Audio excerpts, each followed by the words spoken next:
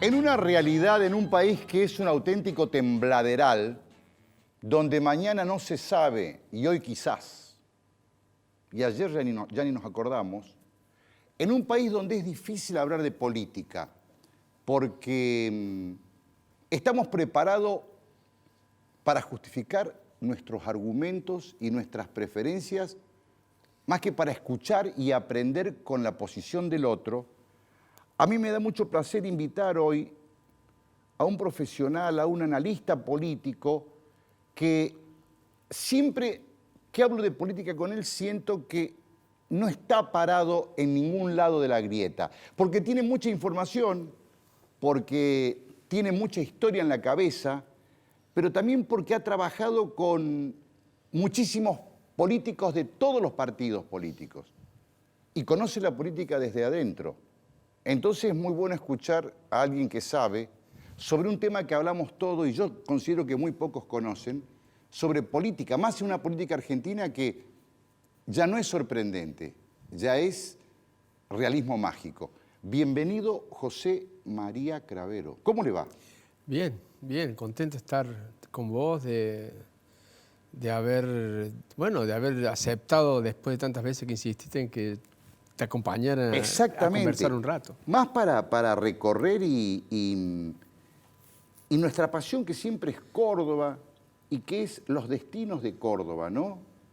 Que se acerca una elección el año que viene en el cual termina un ciclo de Córdoba, así gane el oficialismo. ¿Puede ser?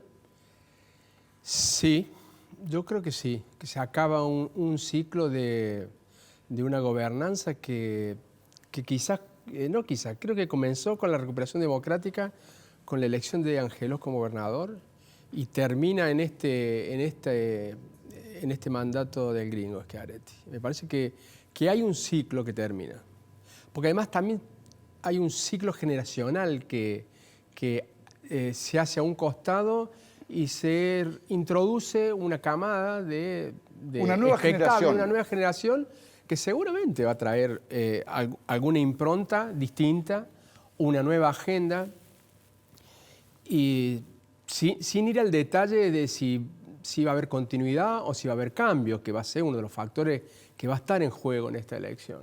Pero indudablemente se cierra un ciclo de gobernanza. Yo te lo he mencionado muchas veces.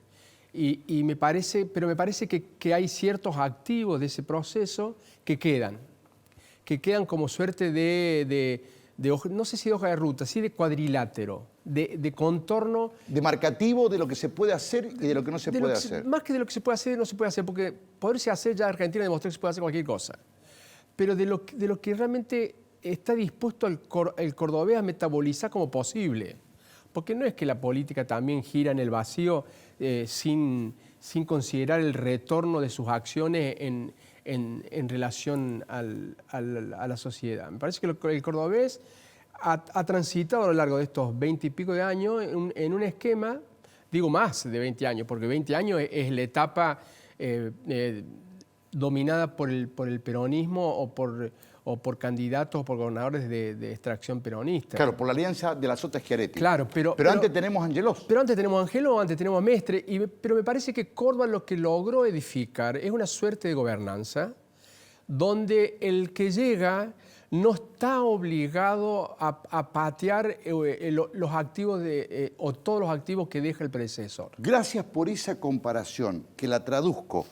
A diferencia del país, que cada nuevo proceso que inicia refunda y quiere romper todo para atrás, en Córdoba tenemos que agradecer que hubo una continuidad institucional, una continuidad de respeto y de continuar la gestión anterior. Bueno, yo y vos lo hemos charlado muchas veces. ¿Cuántos colegas de Buenos Aires, de otras provincias, cuando conversamos o interactuamos nos dicen, pero el caso es Córdoba, ustedes viven en Suiza? Claro que es una exageración, porque nosotros como provincia nos falta un viaje a pie de acá a Suiza para ser Suiza. Exacto, ¿Okay? exacto. Lo que pasa es que en el comparado hay fenómenos y hay cimientos de una construcción política en que el cordobés no está dispuesto a renunciar a ella. Digamos, hay hábitos, hay conducta, hay procedimientos, hay todo un conjunto de reglas del juego que pueden ser modificadas, pero que no necesariamente equivale a ruptura. Esa estabilidad, corregime si es necesario, Sí. esa estabilidad, previsibilidad y continuidad política puede ser un poco la marca de Córdoba desde la visión del país políticamente hablando.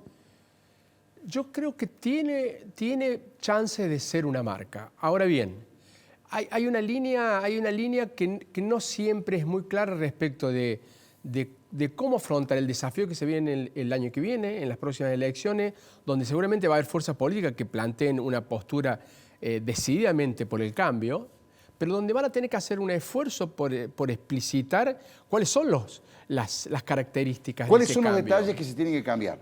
Claro. De hecho hay algunos precandidatos, Luis y me parece que algunos candidatos o precandidatos del radicalismo que ya lo han insinuado, que han comenzado a conversar porque detectan esto en los análisis, en los estudios que les son suministrados, donde los cordobeses no es que se están planteando hacer un cambio total de página.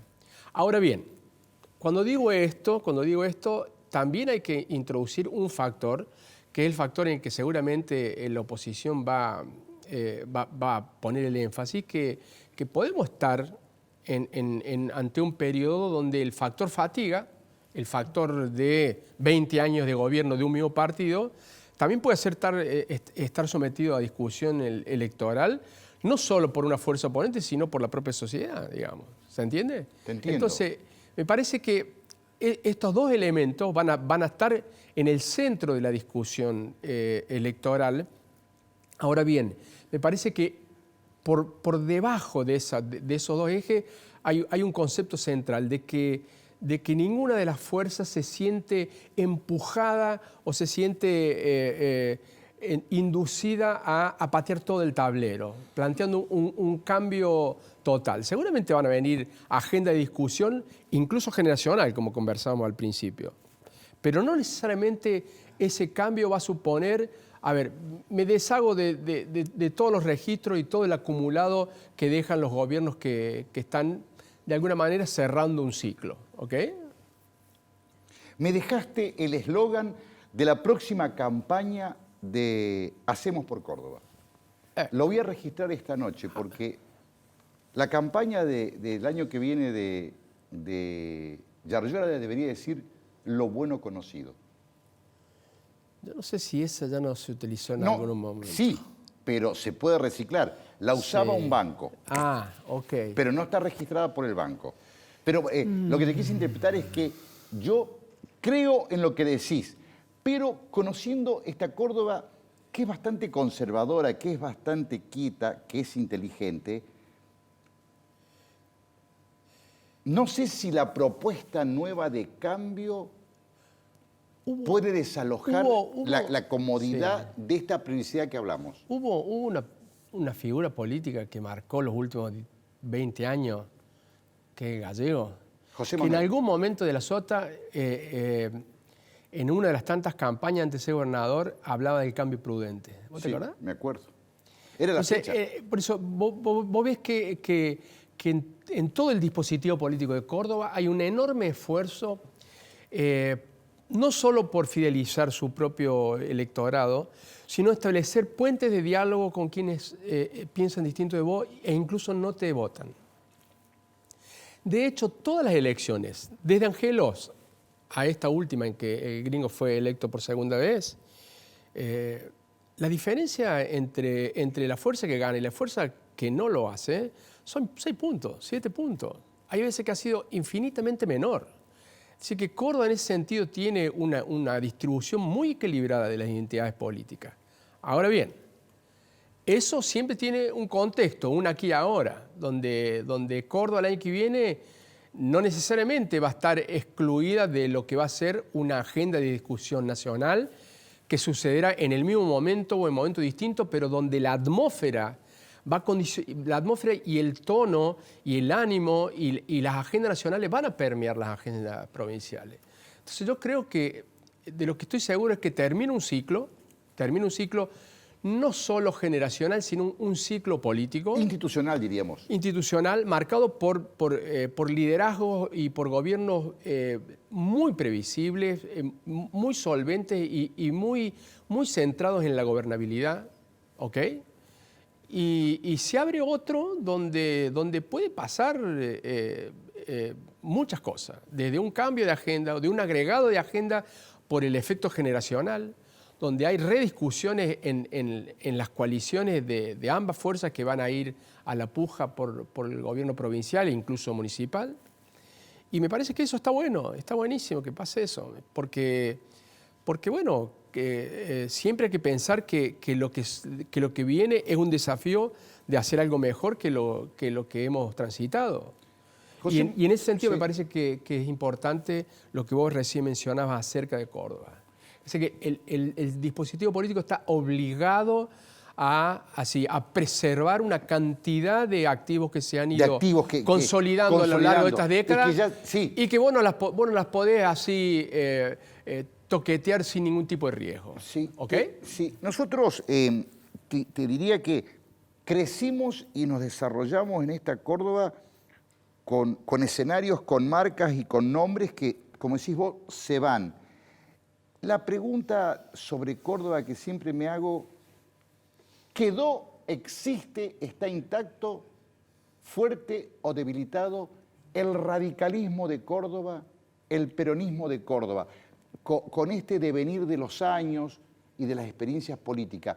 ¿Sigue significando algo esa marca peronista radical? Mira, me estás haciendo pensar en que hace un tiempo se viene estableciendo como un diagnóstico inicial a nivel nacional donde los gobiernos desde Unidad Ciudadana allá con Cristina y luego con Macri, con Cambiemos y ahora con el actual gobierno, no son gobiernos partidarios, son gobiernos de coalición. Con mayor o menor suerte, pero son gobiernos de coalición. ¿Okay? Ahora, si vos retrotraes y sometes ese dispositivo al análisis de los últimos 20 años en Córdoba, en realidad quien mejor experimentó el concepto de gobierno de coalición fue De la Sota en el 99 cuando le gana a Mestre. Con la democracia, cuando tiene la democracia cristiana, la UCD, exactamente, cuando junta todo. Sí. Me parece que ahí De la Sota operaba en lo que él siempre tenía como rasgo distintivo, que era un innovador anticipado. Y a veces era tan anticipado que ni siempre se lo entendía. Él es el que abre, es más, a costa de pagar un costo dentro del peronismo tradicional, él abre el brazo, cobija un montón de sellos, de marcas y gana la elección. Bueno, ese criterio se mantuvo a lo largo del tiempo. Lo que pasa es que ahora me parece que por influencia de la experiencia del gobierno Cambiemos durante la presidencia de Macri y lo que sucedió en estos 2 años y medio, 3 de oposición, que no fueron un debilitamiento, sino todo lo contrario, fue una continuidad, digamos, donde no hubo diáspora, sino que la coalición de oposición se mantuvo unida. Me parece que en el caso de Córdoba y las últimas internas y las elecciones de legislativa del año pasado confirman de que vamos a una elección donde va a haber una disputa muy cerrada acerca de ofertas de coaliciones acá también en Córdoba. Sí, coincido totalmente, pero me sorprende porque en charlas de café o en cenas, mucha gente todavía se ancla al peronismo, el radicalismo. Y hablando de radicalismo, cómo se ha abierto en su alianza, en su coalición con Cambiemos, también el radicalismo hasta se ha o desdibujado o fortalecido según la percepción del sello que tenías cuando en Gualeguaychú cierra ser parte de la coalición. Yo no estoy para juzgar el tiempo que el radicalismo se tomó para hacerlo, pero tengo la impresión de que desde las previas de la conformación de la alianza que llevaron a Macri al triunfo, el radicalismo viene ejecutando un proceso de quitarse de encima el complejo y el trauma de fracasos. Sí, y agarrando orgullo, de Alfonsín, fuerza, de la Rúa, sí, ¿okay? Y con una nueva generación. Exactamente. Sí. A eso sumale la introducción así muy agresiva y muy decidida de una camada dirigente de menos de 50 y a veces hasta menos de 40, que le están imprimiendo una dinámica y han girado el foco de la atención para sí como hacía tiempo que no sucedía. No sé si, en Córdoba pasa eso, sí. en la interna partidaria al radicalismo le sucedió eso, la distribución de las fuerzas internas en aquella elección entre Mario Negri y Rodrigo de Loredo expresó ese nuevo equilibrio o esa nueva irrupción de una generación más joven, pero está pasando en otros distritos, principalmente en provincia de Buenos Aires, con la aparición de lo que es, para mí, es un fenómeno que es Facundo Manes. Y Facundo Manes expresa todo un proyecto partidario en provincia de Buenos Aires que no surge del azar, no surge de la generación espontánea. Está pensado, está metabolizado y tiene que ver con este fenómeno que yo te digo. Me parece que el radicalismo se está deshaciendo de complejos, de episodios pasados. Ya cumplió su autocondena con De la Rúa y compañía. Okay. Y mi pregunta es también sospecho y tengo miedo de cuando se sienta fuerte y recuperado, si el radicalismo es filosóficamente pro coalición. Me parece que se pusieron en la coalición a partir de percibir su debilidad. Y tengo miedo que por ahí, si cobra cuerpo, no se le ocurra, o sí, hacer el sueño propio. Yo tiendo a pensar en un dispositivo antes de si el radicalismo está dispuesto a sostener este concepto de coalición, que tiene que ver, es coalición en torno a qué agenda. Y me parece que la alianza con el PRO y con otras fuerzas de centro, me parece que ha obligado y ha empujado al radicalismo a una discusión más intensa acerca del rol del Estado, del rol del sector privado, de las 3 o 4 creencias fundamentales acerca de para qué queremos ser gobierno. Sí, coincido con vos y no lo dije inocentemente lo que dije antes. Me cuesta pensar que el radicalismo, con su ideología, con su doctrina, con sus principios fundacionales, sintiéndose fuerte, pueda coexistir con el PRO, con Macri, con la línea, digamos, ideológica, instrumental, con el grupo de valores y de visiones que tiene el PRO. Creo que el radicalismo va a la coalición por debilidad política en aquel momento, pero apenas cobre fuerza, tiene que hacer un gran proceso interno para ver cómo acomoda su agenda, su propuesta. A mí me parece que el radicalismo al interior de la coalición con el PRO y otras fuerzas, como puede ser el peronismo representado por Pichetto, y el sector que lidera Carrió desde el punto de vista político, a mí me parece que el radicalismo está en el momento de mayor expansión al interior de esa coalición. Si eso se termina cristalizando en la configuración de las candidaturas del año próximo o en la agenda de gobierno que esa coalición le va a ofrecer al país con vistas a la elección no lo del sabemos, próximo, sí. La intensidad no la sabemos, pero me parece que el radicalismo está en un momento distinto. Y está en un momento distinto de la mano de un cambio generacional y de la irrupción de figuras que traen otra liturgia, que traen otra gramática acerca de la política, que conversan de la política desde otro lugar. Y eso es un activo que hasta hace un año el radicalismo no tenía en su stock. ¿Se entiende? Sí. Si vos analizás el resultado de la interna de las PASO el año pasado en provincia de Buenos Aires y luego el resultado de las elecciones legislativas, vos ves el dibujo del mapa de la provincia de Buenos Aires y es más de la mitad del color del radicalismo. Sí. Y te voy a decir que eso no pasaba desde la época de Armendari en el gobierno de Alfonsín. ¿Se entiende el planteo? Sí, terminó su proceso. Entonces, la pregunta es, ¿está pasando algo distinto en la configuración de la Argentina con vista a las próximas elecciones en ese sector del electorado, en esa oferta política? Sí, está pasando. José María, gracias por venir. O sea, te empiezo a agradecer desde ya. Nos quedan 2 bloques, pero en el que viene nos vamos a sumergir en el peronismo, que para mí tiene más incógnitas que certezas. Esto es Poco Serio, esto es Canal C, él es José María Cravero y después de publicidad seguimos con el programa.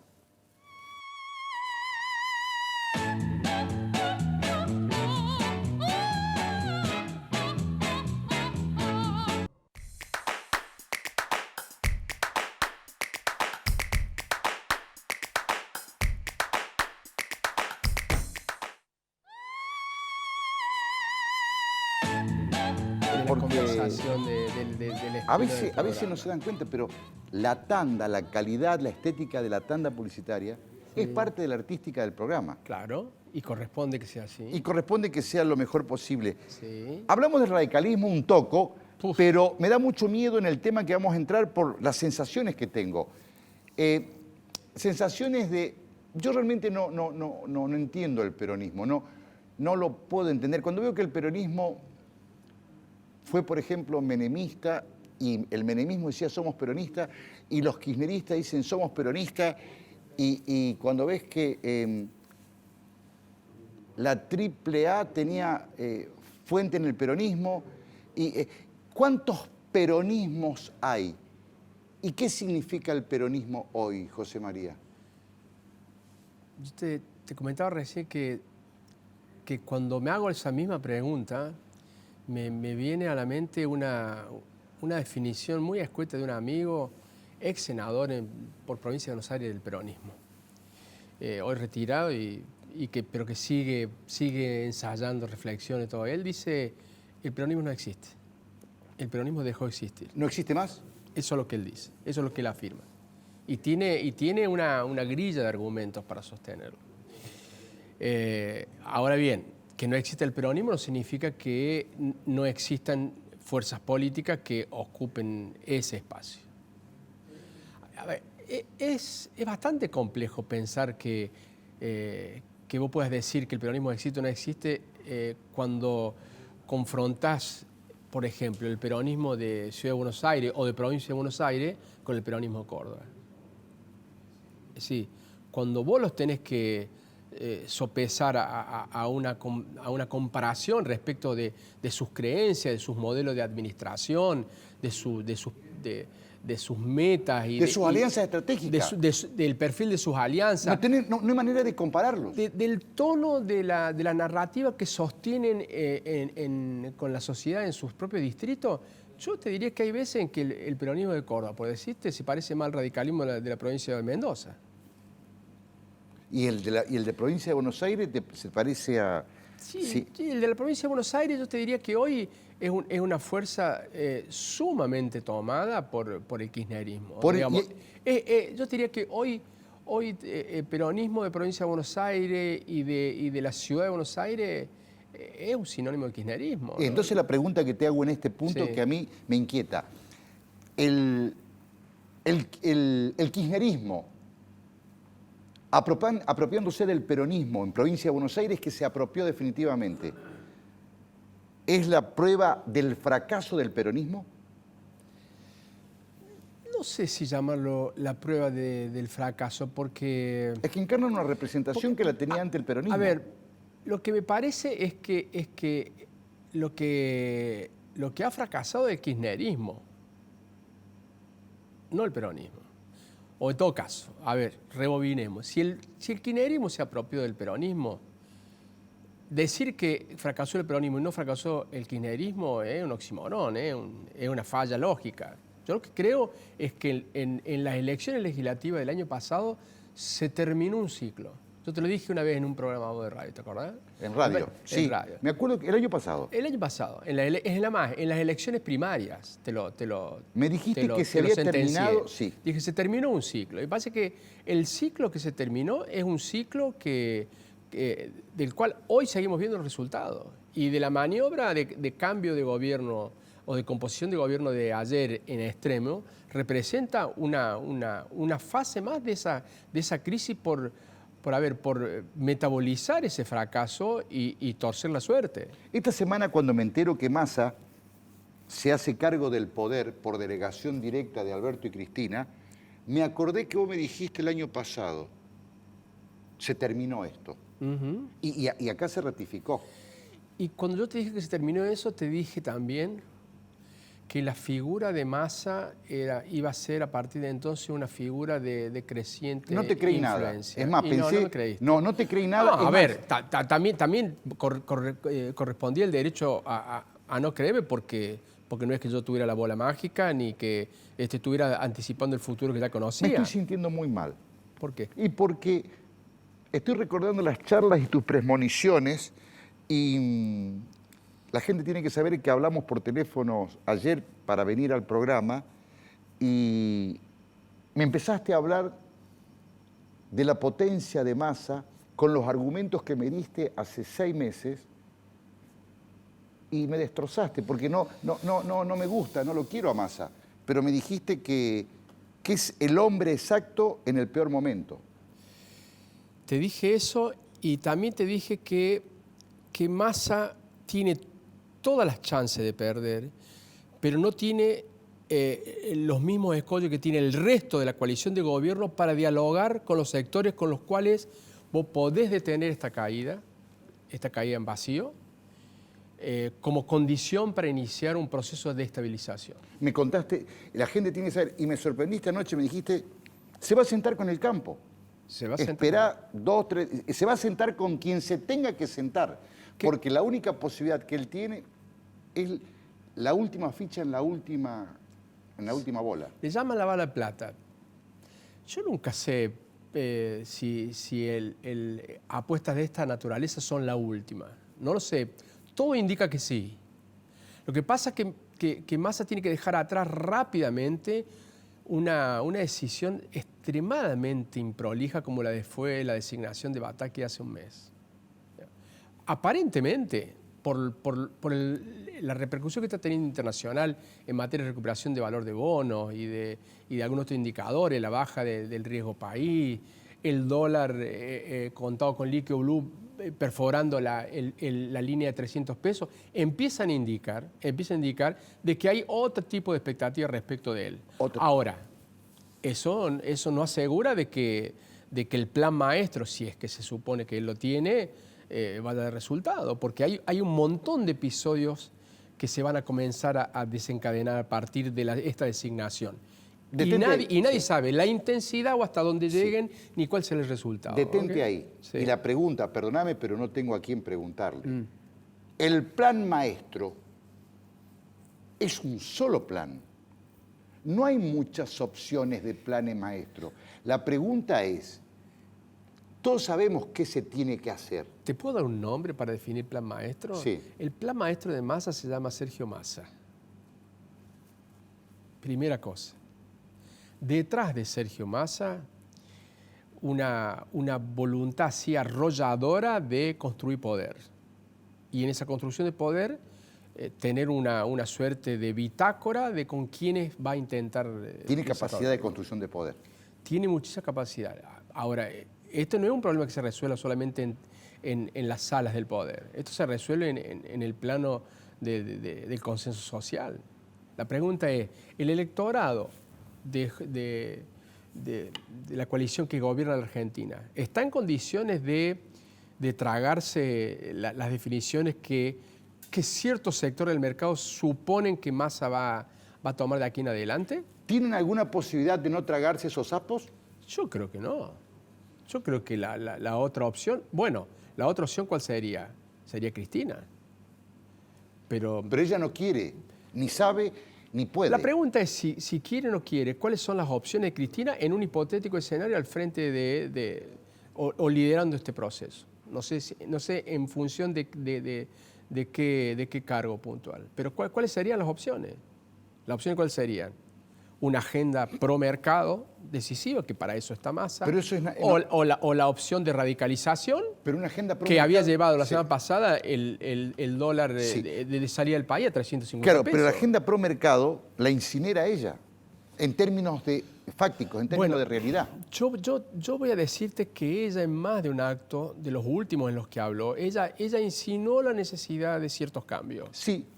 Ella, en las diferentes... ella viene hablando... Sí, en los tweets... Ella viene cambiando su liturgia. Sí, en las y cartas... le viene hablando a su electorado acerca de eso. Porque ella tampoco... Ella, a ver, es una persona que en el momento de la caída final se vuelve pragmática. Lo que me preocupa, y desconfío, que creo que ella va señalando en cada aparición aspectos de cambio, no por interés en el cambio, sino por una estrategia de despegarse de la realidad. Yo no creo que ella cambie, ni creo que tenga la grandeza de reconocer su equivocación. Lo que creo que tiene es la necesidad de instalarse en la historia sin ninguna responsabilidad. Esto es personal. Vos ves la personalidad de ella, no podés sacar su egocentrismo, su vanidad, su soberbia y su intolerancia. No podés despegar sus actitudes personales del discurso o del relato de ella. No lo podés. Ok. Ella tiene un especial interés en un asunto específico de la agenda, que es toda la dimensión judicial. Sí. ¿Okay? Ahora, por otro lado, ella es consciente y tiene perfectamente conocimiento de que hay 4 o 5 indicadores que tienen que ver con la sustentabilidad de la economía que están hace meses en serio riesgo. Sí, sí. Por lo tanto,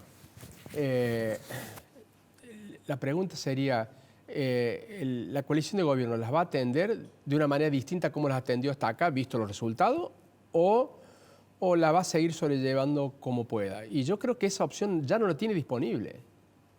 No hay más dólares en el Banco Central. No hay más dólares en el Banco Central. Entonces, ¿con qué pagas la cuenta mensual? ¿Con qué pagas el insumo que significa la importación de combustible para lo que queda del resto del invierno? O sea, a mí me parece que ahí hay una... Lo de Massa no tiene que ver solamente con que se le cumple el sueño ambicioso a Sergio Massa. También tiene que ver con una apuesta en términos relativos digerible para la coalición, de que Massa sea una oportunidad para lo que yo te dije hace un rato, detener la caída al abismo. Si eso va a encadenarse con un proceso de recuperación, faltan muchísimos episodios para que sucedan. Años luz. Y tenemos que ver un montón de decisiones en el medio para arriesgar en ese sentido un pronóstico. ¿Ok? Ahora, esa es la suerte del peronismo, esa es la suerte de la coalición de gobierno. ¿Ok? En la que hoy podría decirse que tuvieron más protagonismo los gobernadores peronistas, pero con una agenda muy de distritos, en el sentido, o cambian o que la crisis de ustedes nos arrastra en las provincias. Muy por la ropa propia, muy por el interés propio. Diría ¿sí? que más por un imperativo provincial, de distritos provinciales, de partidos provinciales, que por una visión, preocupación nacional. que por una preocupación de partido nacional, ¿verdad? Me dejaste preocupado, pero ya en el tercer bloque veremos si nos vamos a dormir este domingo con un poco más de paz y de tranquilidad. Esto sigue siendo poco serio. Ya volvemos.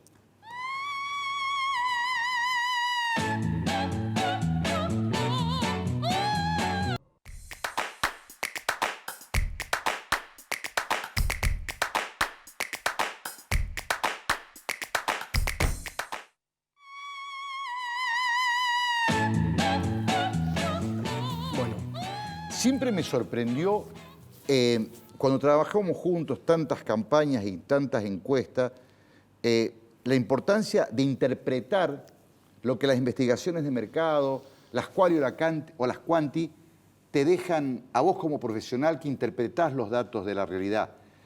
¿Me podés dar 4 o 5 tips de cómo está la cabeza, el espíritu, el alma o la percepción de la gente en una Argentina de este fin de semana y de un lunes incierto también? Las consultas, las encuestas y los estudios que yo estoy consultando y que incluso veo publicados tienen un común denominador, que es así un abatimiento, una profunda caída en una perspectiva positiva de futuro. Pero hemos tenido varias caídas en la historia. Hemos tenido un montón de caídas. 2001, por ejemplo. Pero hay algo en esta que la vuelve, te diría, más densa, más difícil de transponer. Y que no necesariamente está vinculada solo a los efectos de indicadores del deterioro del poder adquisitivo, la inflación, sino que hay 2 fenómenos que yo te lo he mencionado en alguna ocasión que también pegan en la línea de flotación de lo que nos está pasando y que seguramente nos va a seguir condicionando en los próximos años. El primero, la pandemia. Un fenómeno global, pero que rompió las reglas del intercambio y de circulación de las personas, trajo un montón de efectos por el modo en que la pandemia fue operacionalizada en la Argentina en términos de cuarentena, la cuarentena eterna, destrucción de riqueza, de puestos de trabajo, el crecimiento explosivo del gasto público para sostener cierto equilibrio social en el contexto de las restricciones, cuenta que aún, no solo que aún pagamos, sino que está detonando en los indicadores actuales. Y a continuación de la pandemia, otro fenómeno que también provoca bruma, como provocó bruma la pandemia, bruma en el sentido del entendimiento de qué nos está pasando. ¿Qué palabra? Bruma.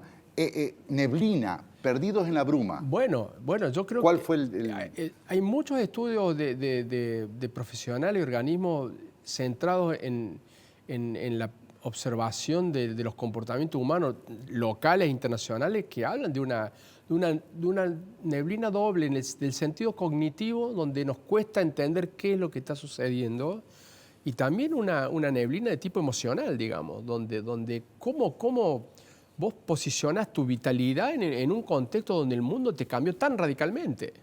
Un mundo que funcionaba con niveles de integración y circulación de la magnitud que traíamos, una mundialización a velocidad crucero, y que de un mes para otro se quiebra por completo. Es decir, la pandemia, paradójicamente, es un episodio más de la mundialización.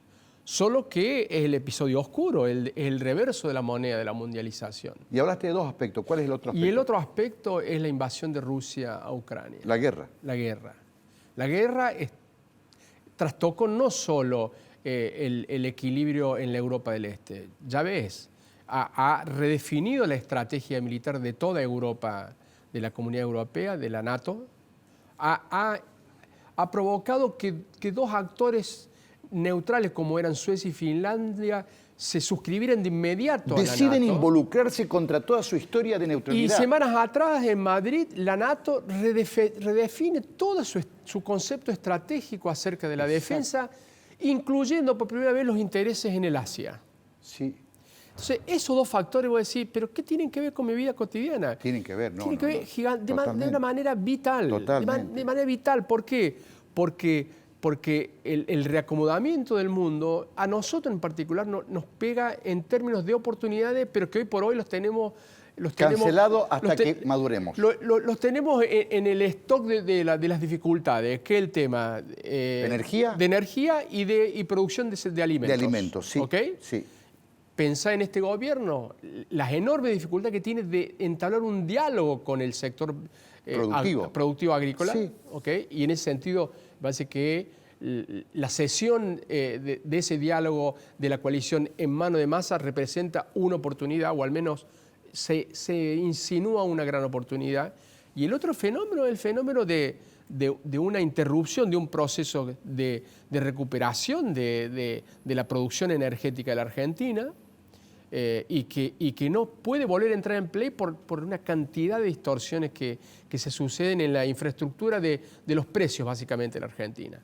Entonces, a ver, ¿cómo repercute eso en la vida cotidiana? Yo te hablaba de abatimiento, me parece que esos dos episodios lo que han hecho fue funcionar como verdaderos aceleradores de partículas de nuestro propio abatimiento. Entonces, hoy por hoy, vos ves estudios de opinión pública publicados la semana pasada de encuestadoras prestigiosas que te dicen, che, esos indicadores yo no los veía ni siquiera en el 2001. Eso es tremendo lo que me decís. Sí. A ver, esto no supone de que las condiciones del 2001, las condiciones de la crisis política se repitan literalmente. Pero lo que te están diciendo es que la disposición de la sociedad a enfrentar los desafíos de la vida cotidiana y de lo que está por venir están fuerte dominados por una visión no solo brumosa, sino profundamente pesimista. Sí, sí. Ahora, ¿qué haces con eso? ¿Y qué hace la política con eso? ¿Qué oferta la política a eso? ¿Y qué oferta la política? Yo creo que la política en el último mes es cuanto más preocupación sintió frente a un desenlace irremediable. Un desenlace que los iba a interpelar como desde el 2001 no lo interpelaba. Esa maduración obligada, Sí. ¿producirá mejores frutos o se pudrirán por el apuro de la maduración? Yo ahí tengo el corazón y la cabeza dividida. Tiendo a pensar de que va a haber una respuesta positiva, pero también pienso que vos para eso necesitas un stock de capital humano, profesional, en el campo de los saberes, de las empresas, de las instituciones educativas, de la propia política, que en estos 20 años no hemos edificado. Todo lo contrario. Coincido con vos porque para mí el factor determinante del futuro de Argentina es la posibilidad de consenso o la imposibilidad de consenso. Okay. No hay manera, no hay poder, no hay Cristina, no hay Massa, no hay juez, no hay Yarlora, no hay ni siquiera una vida en paz si no hay consensos, todo un nuevo dar de todos los vínculos. Yo te diría que antes del consenso hay un requisito, me parece, más profundo, que es enfundemos. Enfundemos, en vez de desenfundar. Enfundemos y veamos de arriesgarnos a explorar la posibilidad de algún consenso o de algunos consensos. Consensos con las partes desenfundadas, olvídate. Yo estoy trabajando ya por el consenso y por eso, además de agradecerte el honor de visitarnos, todo el mundo coincide que este es el gin más rico que existe, consenso, y te lo obsequiamos. Gracias. Para que Andrés. lo disfrutes cuando fumás un puro, el lunes a la noche que rompes la semana, mañana noche, y te acordás de nosotros y de Poco Serio. Buenísimo, gracias, che. José María, Gracias te tengo a que usted. despedir. Ok, gracias por invitarme. Yo por suerte él lo Honesto. disfruto una vez por semana en una cena de un grupo de amigos que nos juntamos en un lugar a cenar, pero usted pronto trataremos de invitarlo de nuevo para que nos venga a ayudar a pensar y que nos ayude a descubrir cómo son las cosas. No me quiero ir sin agradecerle a Bonadeco en el Hiper Libertad de Rodríguez del Busto, que tiene juegos de living, sillones, lo que usted quiera para su casa, en Bonadeco, en el Hiper Libertad de Rodríguez del Busto. Quiero agradecerle a usted, que a pesar de todo nos sigue mirando y nos hace saber. Esto ha sido Poco Serio y en 7 días por esta señal nos volvemos a encontrar. Gracias, querido.